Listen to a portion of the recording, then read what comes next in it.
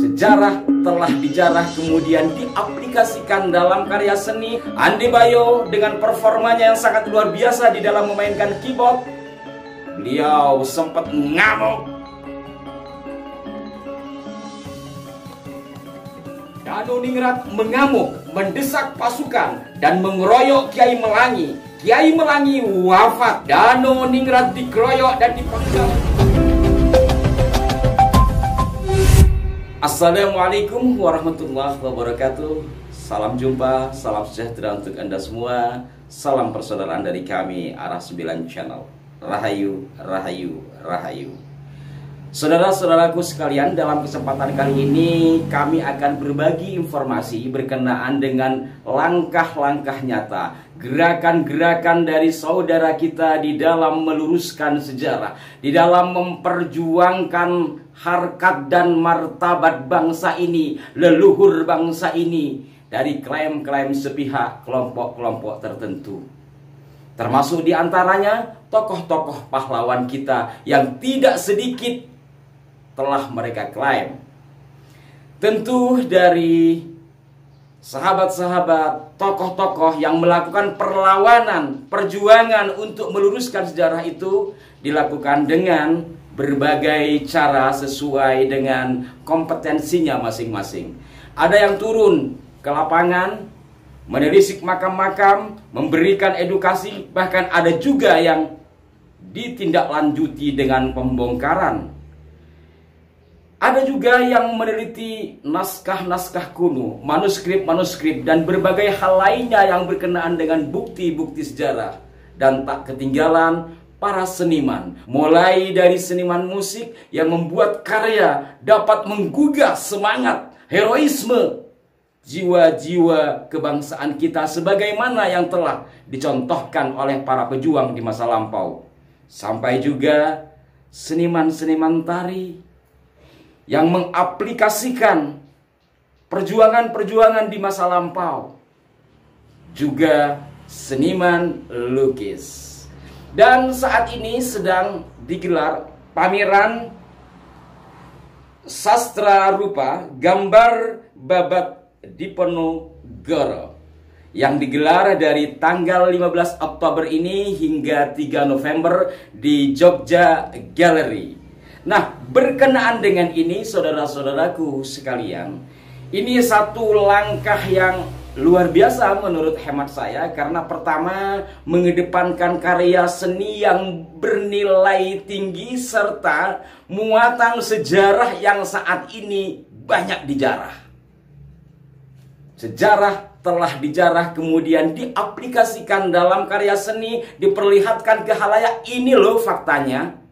Pameran sastra rupa gambar babat Diponegoro ini digelar oleh Patra Padi, Paguyuban Terah Pangeran Diponegoro, dan berisi 39 narasi adegan dari naskah babat Ngayogyakarta dilukis oleh 39 seniman lukis. Dalam kesempatan ini pula hadir Terah Hamengkubuwono yang juga seorang musisi handal, Kang Mas Andi Bayo. Andi Bayo dengan performanya yang sangat luar biasa di dalam memainkan keyboard. Beliau sempat ngamuk, ekspresif maksudnya, di dalam menyenandungkan karyanya yang berjudul Java War atau Perang Jawa, Perang Diponegoro.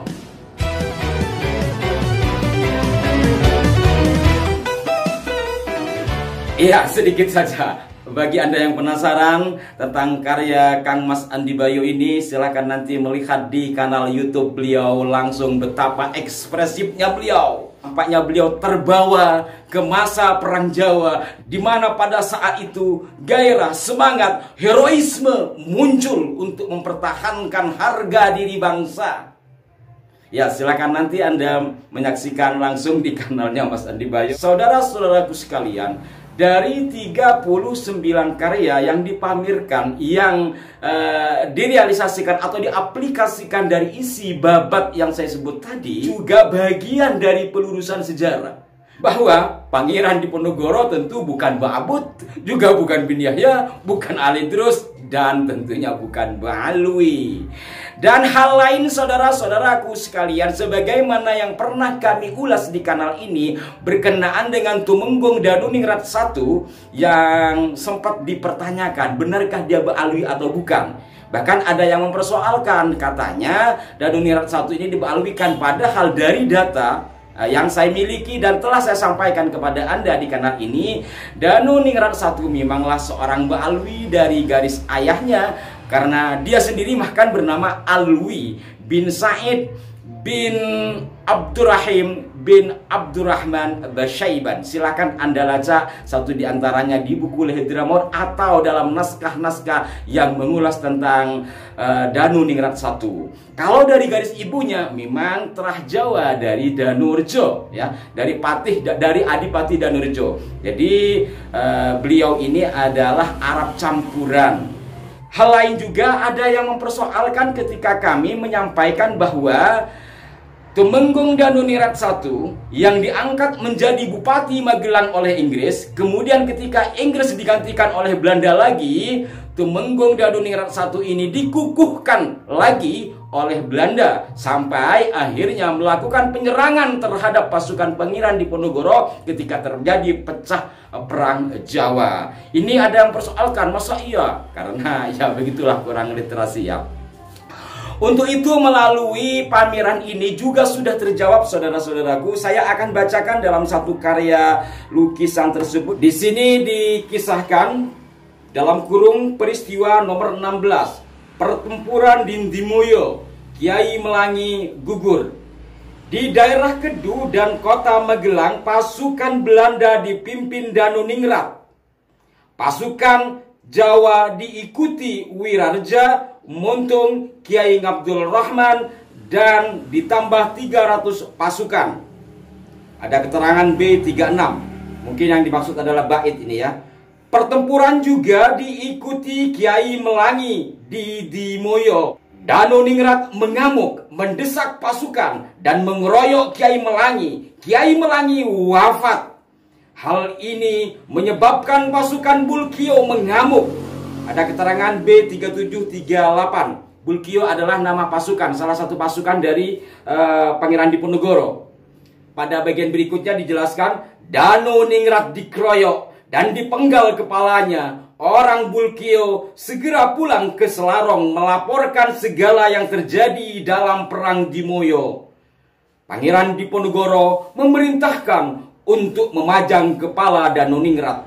Ada keterangan B39 hingga 41. Nah, inti dari kisah ini adalah salah satu bagian dari yang telah kami informasikan beberapa edisi yang lalu berkenaan dengan serangan yang dilakukan oleh Danuningrat I terhadap pasukan Pangeran Diponegoro. Jadi data tadi yang kami baca mengambil dari keterangan ekspresi lukisan yang diambil dari Babat Diponegoro, menggambarkan betapa Danuningrat I yang memimpin pasukan di bawah Belanda itu melakukan serangan terhadap pasukan Pangeran Diponegoro. Pasukan itu bernama Bulkio sampai akhirnya Kiai Melangi wafat. Atas wafatnya Kiai Melangi ini kemudian pasukan Bulkio tambah semangat dan mengamuk sampai akhirnya Danuningrat I pun gugur juga dalam pertempuran itu. Sehingga kemudian menanglah pasukan Pangeran Diponegoro dan dibawa pulanglah salah satu bagian dari tubuh jasad Danuningrat ini ke Gua Selarong.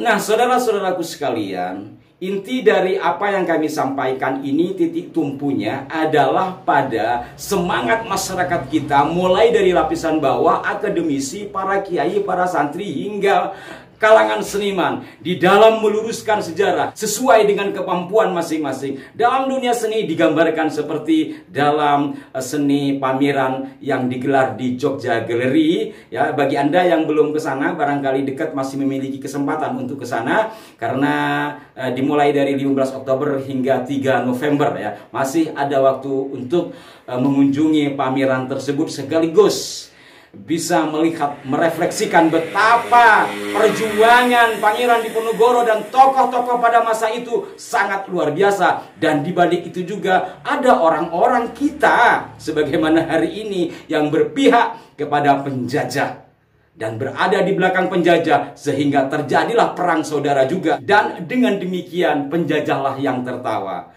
Bagaimanapun Danuningrat, dari garis ayahnya adalah Baalwi, tapi dari garis ibunya dia orang Jawi. Artinya masih ada pertalian kekerabatan.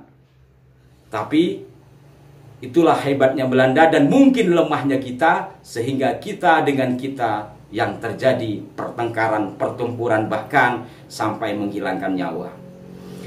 Demikian, salam hormat buat semuanya, salam hormat buat Patra Badi, salam hormat buat para pemirsa sekalian. Semoga ada manfaat dari apa yang kami sampaikan ini. Mohon masukannya yang konstruktif di kolom komentar, dan mohon maaf jika ada kekeliruan. Sampai jumpa. Wassalamualaikum warahmatullahi wabarakatuh. Rahayu, rahayu, rahayu.